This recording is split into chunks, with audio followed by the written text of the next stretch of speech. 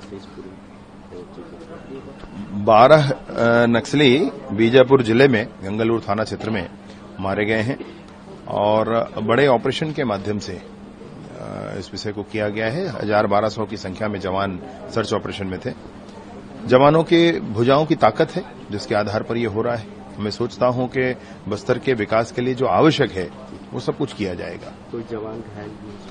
एक आईईडी के माध्यम से एक जवान को थोड़ी चोट आई है, लेकिन वो खतरे से बाहर है, बिल्कुल खतरे से बाहर है। भाजपा की सरकार बनने के बाद 4-5 महीनों में 100 से ज्यादा नक्सली जो है वो मारे गए हैं जवानों के द्वारा। किस तरह से पूरे नहीं, न सिर्फ उतना है वरन एक बहुत अच्छी पुनर्वास नीति पर भी हम काम कर चुके हैं, उसकी भी अब शुरुआत हो जाएगी।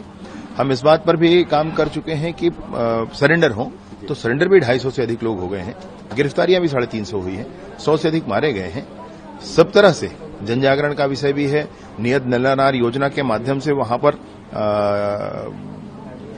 उन्नति के विकास के कार्य भी किए जा रहे हैं। ये सब कुछ किया जा रहा है। राहुल गांधी जी ने प्रधानमंत्री नरेंद्र मोदी को खुले मंच पर डिबेट के लिए बुलाया।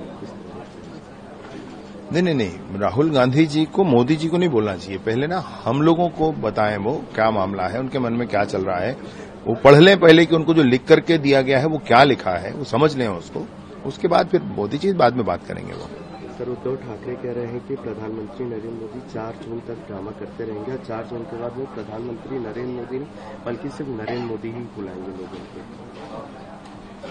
4 जून आने दीजिए, देखते हैं। अब उनका मसला ये है कि अपने पिता के इस बड़े भावनात्मक विषय को उन्होंने त्याग दिया सिर्फ थोड़े दिनों की सत्ता के लिए।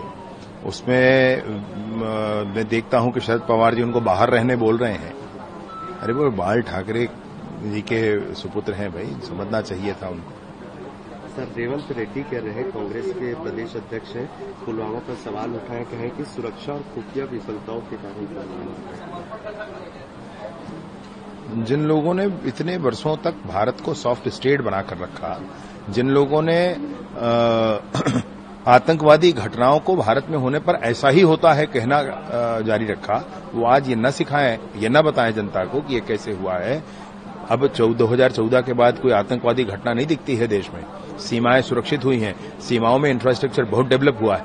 अब इनको कहां कौन बताएगा, हम जनता को बता रहे हैं, जनता समझ रही है बात। सर, विनोद शर्मा है, उन्होंने कांग्रेस से इस्तीफा दे दिया और कहा है कि कांग्रेस में अब जंगल राज हो रहा है और कांग्रेस उनका समर्थन कर रही है जो 100 टुकड़े करने की बात करते हैं।